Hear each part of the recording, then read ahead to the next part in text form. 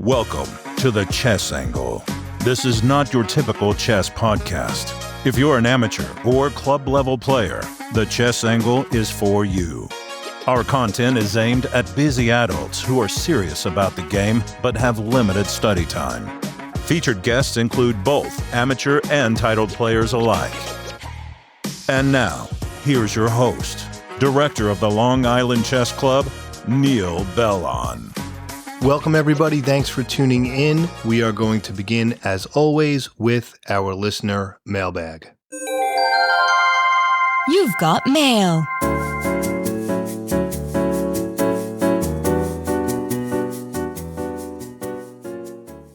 Our first message is from @physics2112 from YouTube, and he says, like or dislike.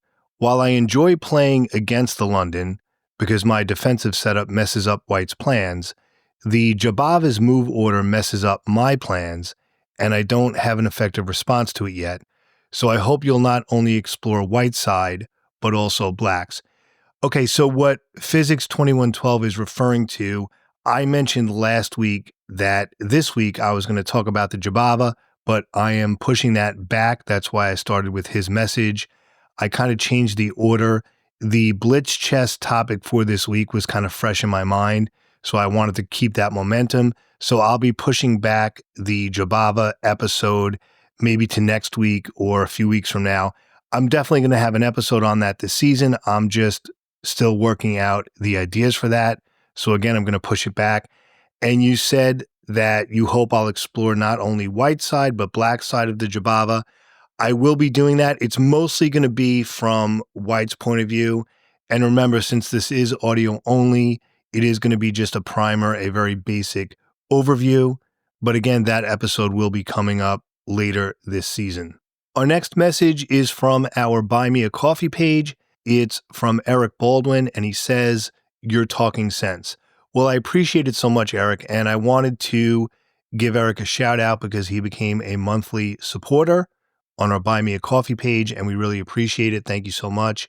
A reminder, you can leave a one-time contribution, like a one-and-done type of thing, or you can choose to become a regular monthly supporter. It's really up to you. Any support we receive, we really appreciate it. Everything I get pretty much goes back into the show to help with production costs, so we appreciate it.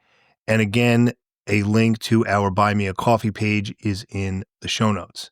Next message is from Gunnar. I hope I'm pronouncing that right. He says, "Hey Neil, what are your thoughts on some maybe not so sharp yet uncommon openings as Black, such as the Dutch and the Alekhine? I find it difficult to play the Queen's Gambit Declined and the various Sicilian lines. Basically, is there more power in knowing a lot about some sideline openings than banking on, let's say, a Dragon Sicilian, and then you get hit with an Alapin before you can get the chance to play it? Love the podcast. Thanks, Gunnar." Well, I appreciate your email. Thanks so much. Some good questions. And my thought on openings, and I've said this many times, as long as it's getting you a playable middle game on a regular basis, as long as your middle game is equal, slightly better, or much better, regardless of which color you have. Don't get into this whole thing like White should aim to be better and Black should aim to be even. At the amateur level, regardless of which color you have, you want to aim for a middle game where at a minimum you're equal, but you also would prefer to be better or slightly better. And if that's happening, again, on a regular basis, then that's a good opening for you. But of course, you have to figure out and determine how much study time that you are willing to put in, how much study time you can put in, because certain openings require much more time than others. I've spoken about the power of system openings and how it avoids a lot of theory. And when you understand the ideas, you don't have to study as much and drill lines right before a tournament. You mentioned the Sicilian, Gunnar. As I've said many times, now this is an opinion, I am not a big fan of the Sicilian defense at the amateur level if you're a busy adult with other commitments outside of the game. The Sicilian defense is a theoretical nightmare. There's so much you have to know. There's so much theory. Even titled players are still having issues with the Sicilian. Now, of course, if you're playing weaker players, then it really doesn't matter. you could pretty much play any opening. But as you get stronger and as you face stronger opposition, the Sicilian becomes a much harder opening to play, in my opinion.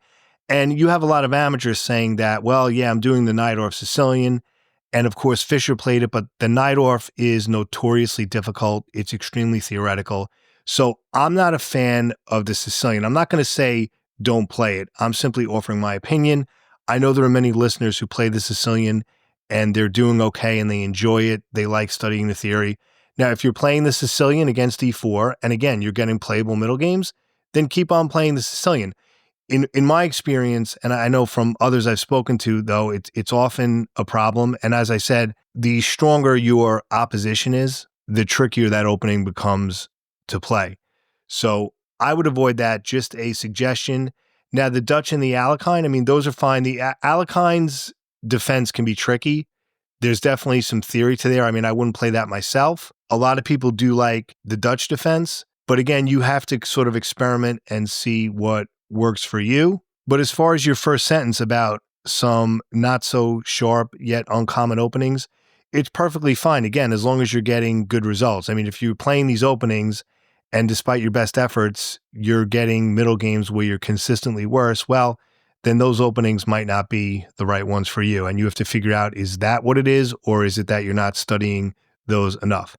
But again, not to sound like a broken record, as long as you're getting playable middle games on a regular basis, your opening repertoire is good. So I would leave it at that. Thanks so much, Gunnar, for your email. Next message is from Adrian. He says, good day, Neil. First time mailer, long time listener.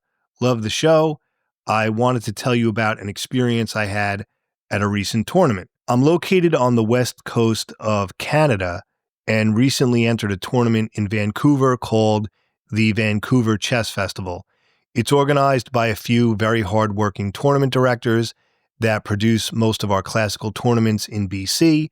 This tournament is open to adults, but is mostly geared toward the kids at the Vancouver Chess School.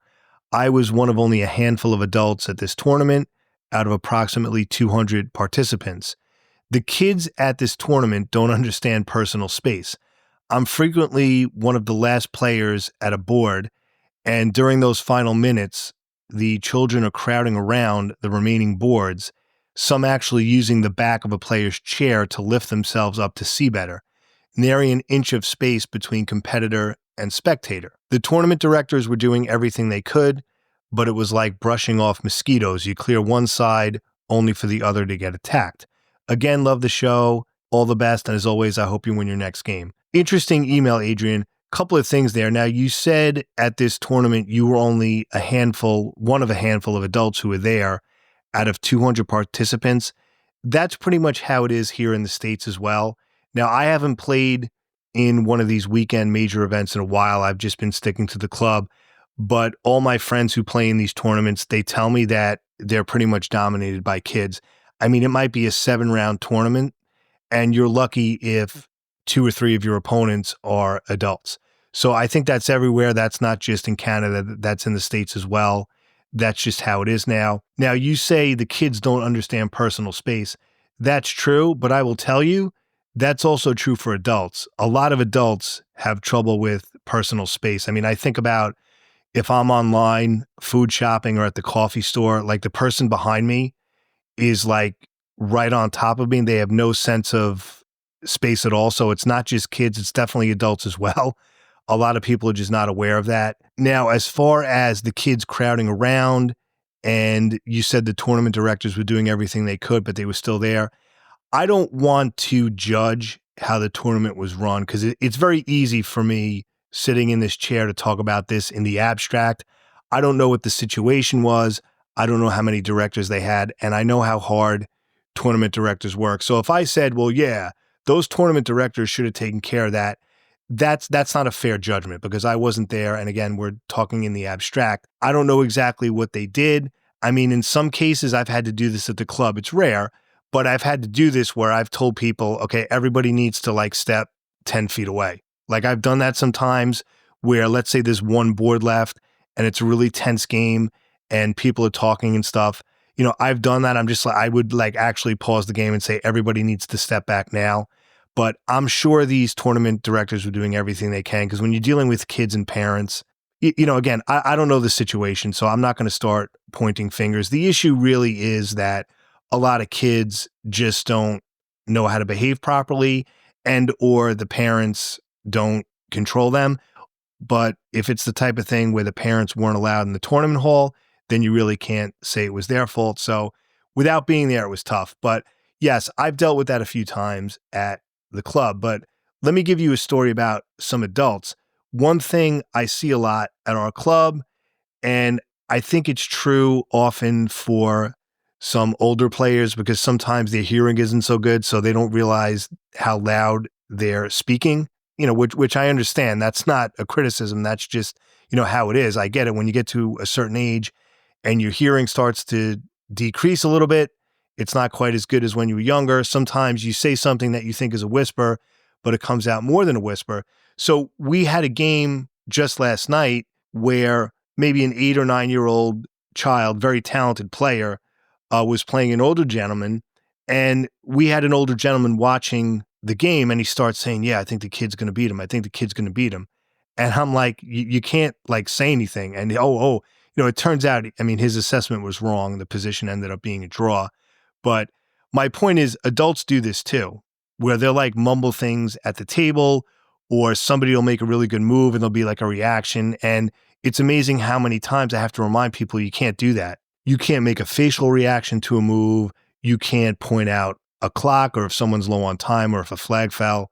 If you're going to observe a game, you pretty much have to just keep your poker face and be quiet, because if you react or say something, that's just completely inappropriate. But again, it's not just kids. Usually it's not a problem though, because at the club level, by the time there's only 1 or 2 games left, most people have left, because it's during the week, people have to work the next day. So if the game ends early, they're just going to head home. But interesting story. Thanks for sharing, Adrian. I appreciate it. Our final message this week is from @TheDoomDuck on YouTube. And this leads directly into the main content for this week. That's why I left this one for last. He says, hey, Neil, again, a nice show and very good comments on the study plan aspect. I personally am a bit overworked with the study plans and found myself so overwhelmed with the amount of time and work you can spend not playing chess at all. I decided to get things simple again and spend more time playing again, at least 1 game a week, more if possible.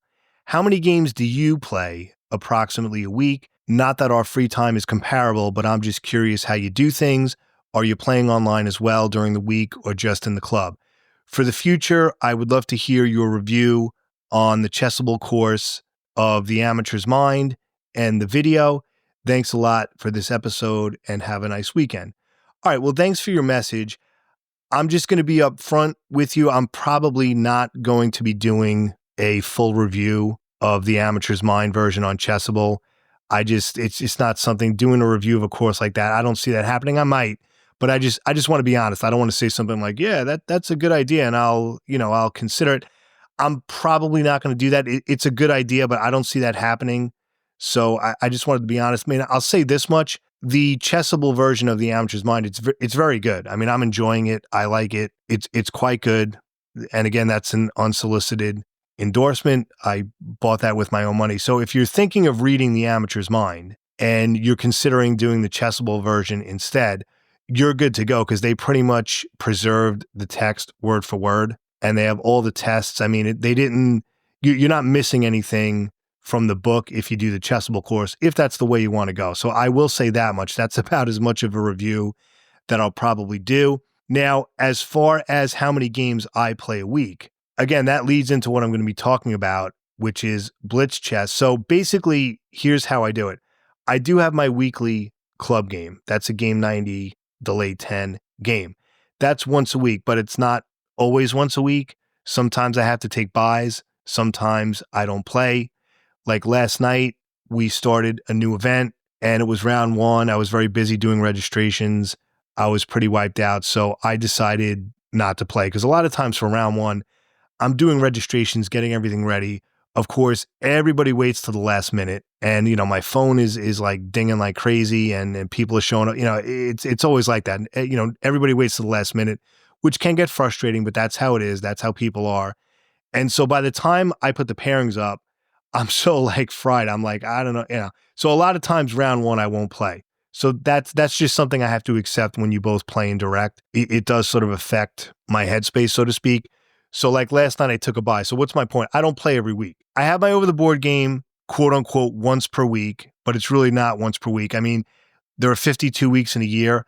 I get in maybe, 40 to 45 games total with buys and everything. And as far as playing online, it goes in phases. It goes in spurts. There are weeks I won't play at all.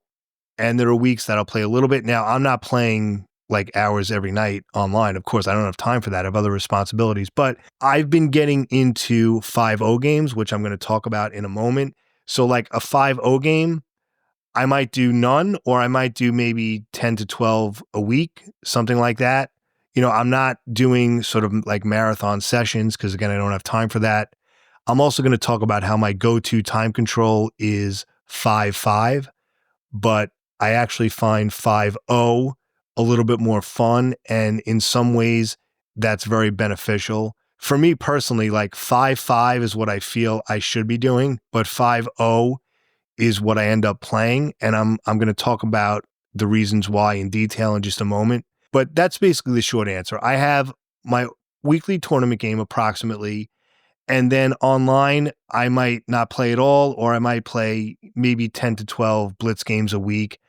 Really haven't been doing much rapid games. And again, I'll speak about why that is in a moment. That's the answer to your question. At the Doom Duck on YouTube, we appreciate it. We're now going to take a short break, and we'll be back to talk about 5-0 Blitz chess. So let's talk about Blitz chess, specifically 5-0 Blitz. And I assume we all know what I'm talking about. When I say 5-0, meaning each player has 5 minutes with 0 increment, no delay, nothing like that. 5-0, which is considered like the standard or default Blitz time control to my knowledge. Now, I've spoken about this previously on the podcast. The most recent episode was number 122. It was called Online Blitz Chess and Adult Improvement. I'll put a link for that in the show notes if you want to check it out. So what I want to do first is give some general talking points, some general thoughts about Blitz and online chess. And then I kind of want to narrow it down specifically to 5-0 games and my thoughts there. So some context. The core of this podcast, as you know, is about over-the-board play. That's my love. That's what I believe in. That's why I started the club. That's why I have this podcast. But this week, we're focusing on the online chess ecosystem. I mean, I'm an over-the-board guy, but I do play online chess. I do think it has its place. It's never going to be the same as over-the-board, of course. But here's the thing. Even those who play over-the-board regularly also play online, both for training and for improvement purposes. So that is part of it. Even if you're more of an over-the-board player, online chess is still going to be a part of your life in some way, in some form, generally. And one thing that I think is not talked about enough is the addictive nature of online chess. It can be very addicting. If you don't have any sort of structure or discipline, you can find yourself mindlessly playing for hours and hours. We've all heard the stories, right? People have an hour to play before they go to bed, and then that 1 hour becomes like 3 or 4 hours, and they get no sleep, and it affects them the next day, that whole thing. Now, I'm going to share a story because I don't want you to think I'm sort of saying this like on my high horse, like I'm perfect, like I don't go through these things as well. There was one time, it wasn't too long ago, where I had COVID, and my symptoms were pretty bad. It was almost like a bad flu or a bad cold. Like some people get COVID, they don't really get much. It was pretty bad. And I mean, I was home, I wasn't in the hospital or anything, but it just felt like a very severe flu type thing. And like an idiot, I guess I was bored, and from quarantining, I start playing Blitz games online, which made no sense. Okay. So like I'm putting my ego aside here. Like I go through these bad decisions too. And I pretty much tilted over 400 points from my Blitz rating over the course of 3 days. Now, I was embarrassed by that. I didn't tell anybody anything, but when I started telling a few people, they're like, you lost 400 points in 3 days. They're like, I've done that in a night. So apparently that I'm not too bad compared to what some people have told me. I mean, I'm slowly getting back. Now, that was dumb. Obviously, I mean, I had COVID. I was in a horrible state of mind. I was dizzy. I wasn't thinking. I was just bored. Like, when you're sick, you just make decisions like that. I mean, I wouldn't touch my rapid rating. I guess I had enough sense to do that. But yeah, I lost over 400 points in 3 days just from making that ridiculous decision. So we've all been there. I've done that too. But I thought it was funny when I shared that story somewhat timidly. More than one person was like, "Oh yeah, I've lost that in a night," but then I'll get it back. I'll get like 200-300 points back in the next night or over the next 2 days. So apparently that's a thing. Apparently I'm not alone, and apparently people do that even when they don't have COVID. So anyway, just a little anecdote. Now, as far as time controls, I would recommend as the standard when you play online that you use an increment. All right, that's a general statement. That should always be the default, especially for beginners. If you're just starting out, definitely use an increment. That's my general philosophy. Now, my go-to time control, which I mentioned earlier, is 5-5, right? 5 minutes with a 5-second increment. I think that's a great control. It's not, it's a slower game, but it's not too crazy. You're not going to be there for like 2 hours. But as you'll see in a minute, I've been relying more on 5-0 lately. But again, my go-to is 5-5. That's what I aim for. I think it's a great control to stay in shape, to study the game. It gives you time to think. And because there's an increment, you don't have to necessarily worry about your flag falling like, every 10 seconds or whatever, or every move. So that's my go-to.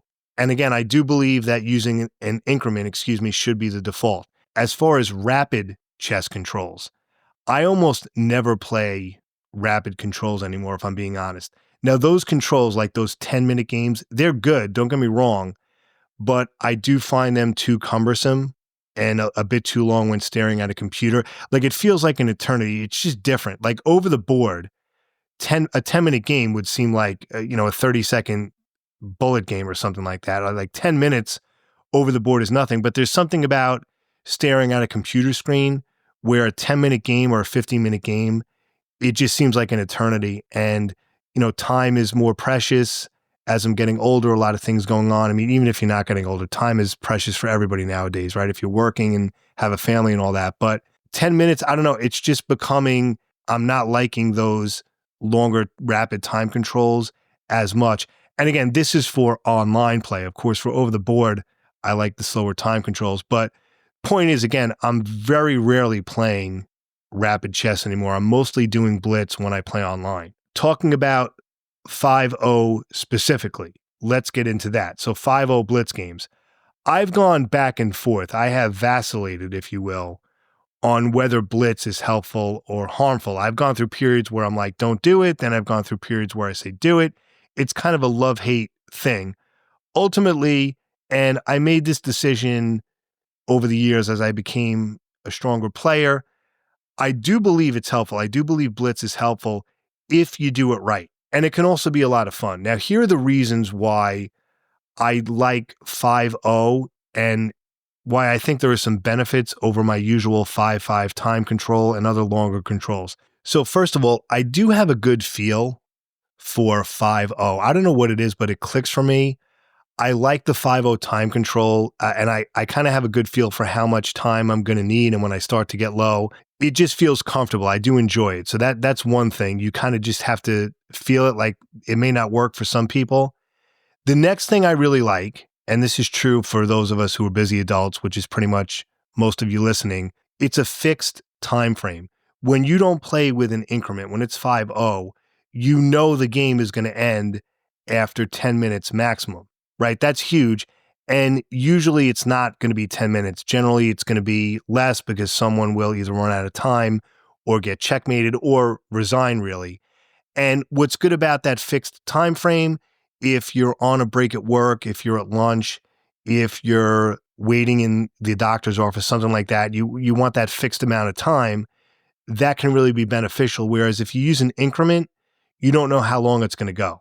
So the fixed time frame for busy adults can be very, very convenient. The next thing I like about 5-0, it is much easier to find a game. Now, I'm a chess.com person, at least this is my experience, many times when I try to play 5-5 or with an increment, I can't get an opponent. I'll put in for a 5-5 and nobody wants to play. Whereas if I do 5-0, I can get a player pretty much instantly. And so apparently many players online don't like playing with the increment. And probably for the reason I stated, like that whole fixed time frame, when you don't use an increment, you know exactly how long the game will be at the most. People like that. The next reason I like 5-0, it's a very good sweet spot as far as a blitz time control. It's not too slow or it's not too fast. Like 3-0, that's way too quick. That's junk chess. Just my opinion. I don't like 3-0. Some people love it, and that's fine, but it's not for me. And then something like 10-0 is just way too slow at this point. Like I said, I don't really play too much rapid at this stage in my life. So 5-0 is a nice little medium. The next reason I like it, it's a good training control, what I call a training control between your over-the-board club games. So it's a good way to keep in shape between your over-the-board plays. And with 5-0, I just want to throw this in there, you can think and strategize. Like 5-0 blitz is not just like you're bashing out moves. That would be like bullet chess or even maybe 3-0 to a certain extent. But with 5-0, like from a certain point of view, that's actually a lot of time. You'd be surprised. Like assuming you know your openings and you're not like struggling from move one, 5-0 is a lot of time. And again, you can think strategically to a certain degree.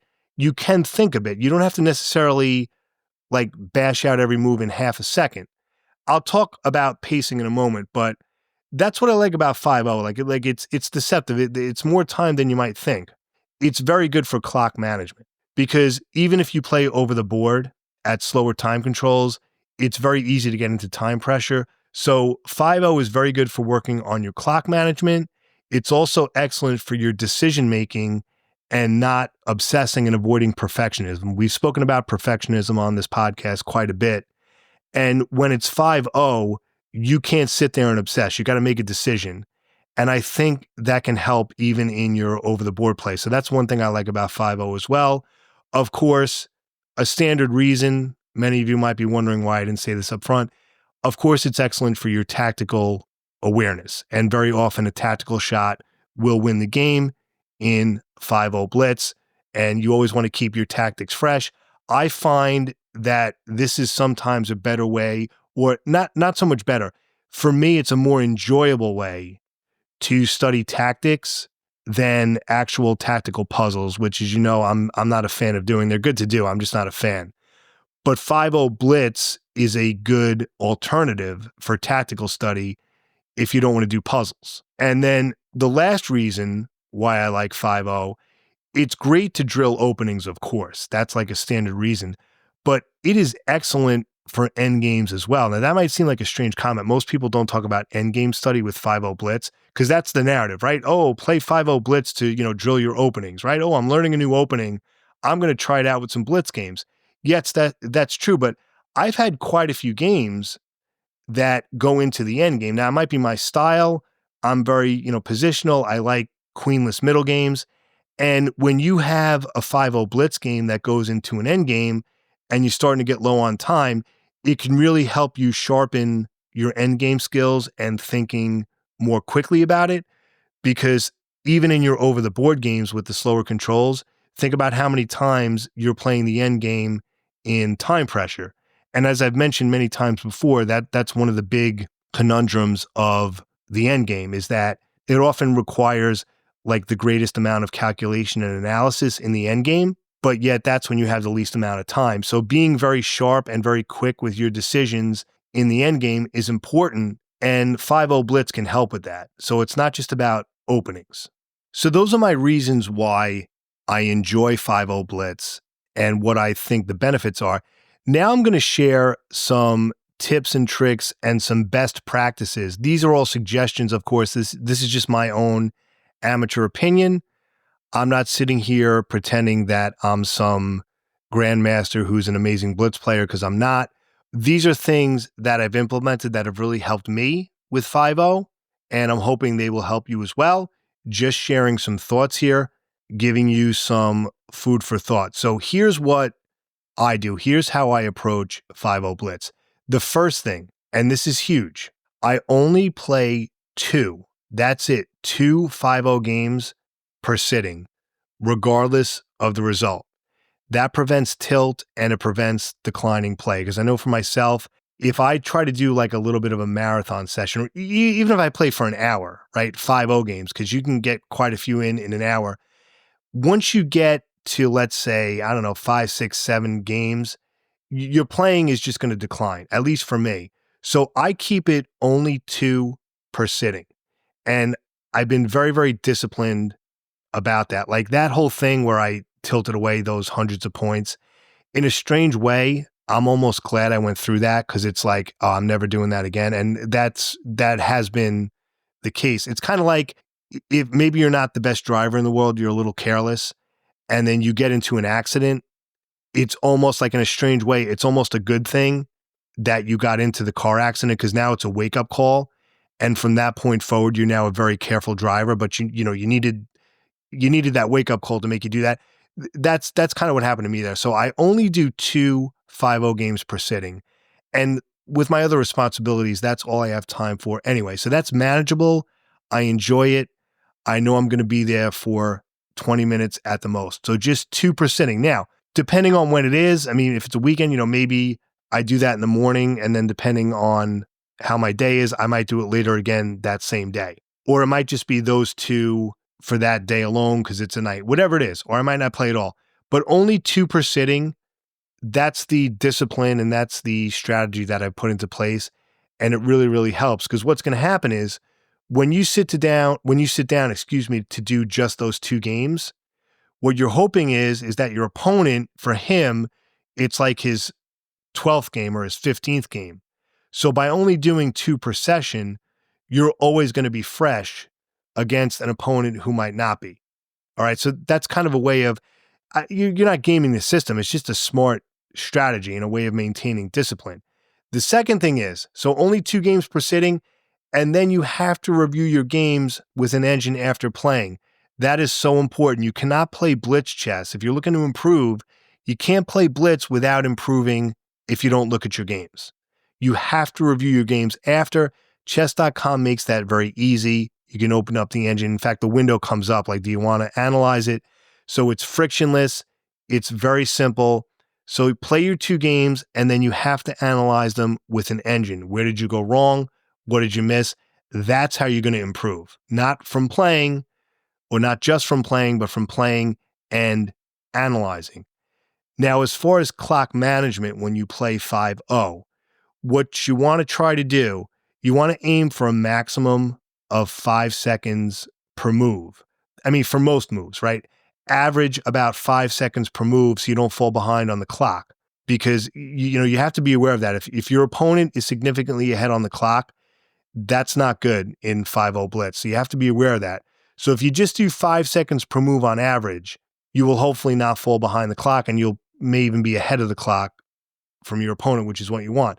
And that's a common formula. And in other words, like if it's 5-0 Blitz, average about 5 seconds per move. If you're playing 7-0 Blitz, average about 7 seconds per move. If it's 10-0 Blitz, average about 10 seconds per move. You get the idea. I didn't come up with that, but it works for me.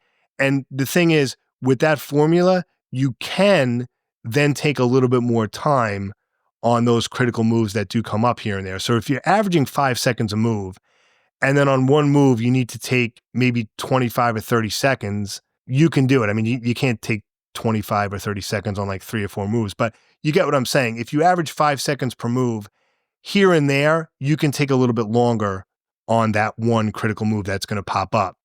But if you're taking, 15, 20 seconds per move right out of the gate, well, then you're just going to get into time pressure, and you're not going to be able to take extra time on the critical moves. So a little formula to use there as far as clock management. The other thing that I do, or maybe I should say that I don't do, I don't really change my style or my openings just because I'm playing 5-0 Blitz. So how do I play 5-0 Blitz? I mean, I spoke to you about the average of 5 seconds per move, but as far as my style, okay, I should have made that clearer. As far as my style and my openings, I play exactly the way I would an over-the-board classical game. You're just doing it faster. In other words, there's no need in 5-0 to play mindlessly aggressive. I play the same way I do for my weekly club game, and that seems to work very well. And by keeping the same openings, right, I'm now using the same openings for my over-the-board games that I am online. So I'm strengthening my repertoire even more. So I'm not a fan of, for me, I'm not a fan of sort of having a separate repertoire for Blitz as opposed to your over-the-board games.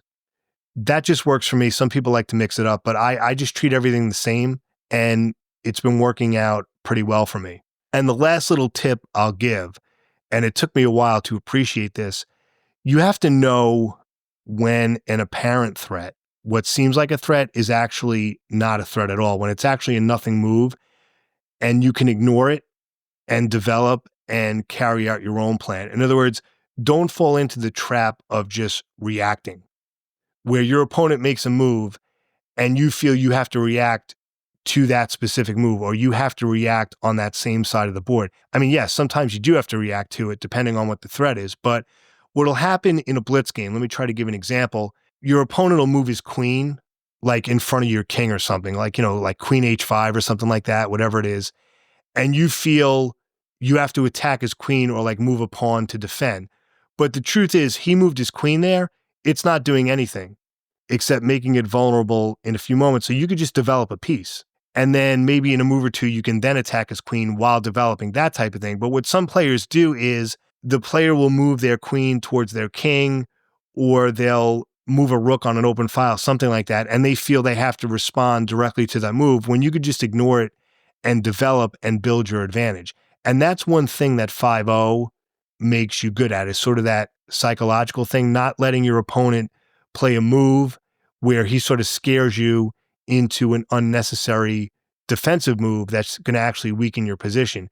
You got to know when you can actually ignore it, when it's a nothing move, and you develop your own pieces. And then before you know it, you end up getting an overwhelming position because he just played these sort of scare tactics moves that really didn't do anything while you're developing your pieces with a purpose, and then you could take advantage of it. Because when I started playing Blitz, I lost a lot of games because I was simply reacting to their move when I didn't need to. I played an unnecessary reacting move when I should have just developed and ignored it. And that takes time, and I had to lose a lot of games to kind of see that. But Blitz is really good at that, at training that, and I noticed that carries into my over-the-board play. At any rate, that's going to do it for this week.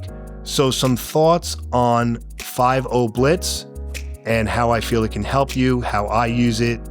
Again, I do try to stick to my 5-5 control with an increment. That's really the default, but 5-0 is a lot of fun, and as I detail, there are some benefits to it. If you have a thought about this episode, because I'm guessing when it comes to Blitz and using an increment in online chess, people have a lot of opinions, definitely send me an email, info@thechessangle.com, or you can go on our website and leave a message there as well. I'd love to hear from you, so if you have any thoughts, any reactions, maybe you disagree with something I've said, I would definitely love to hear from you. I think that'll make for a good listener mailbag, because nothing I'm saying is Bible. I'm simply giving my opinion and my experience. I'm sharing some ideas that you might want to try, but maybe you see it a different way. Maybe you have some other suggestions about 5-0 that have helped you that I didn't mention. I would love to hear that as well. So feel free to chime in. Appreciate you listening. And as always, I hope you win your next game. Have a great day, everybody.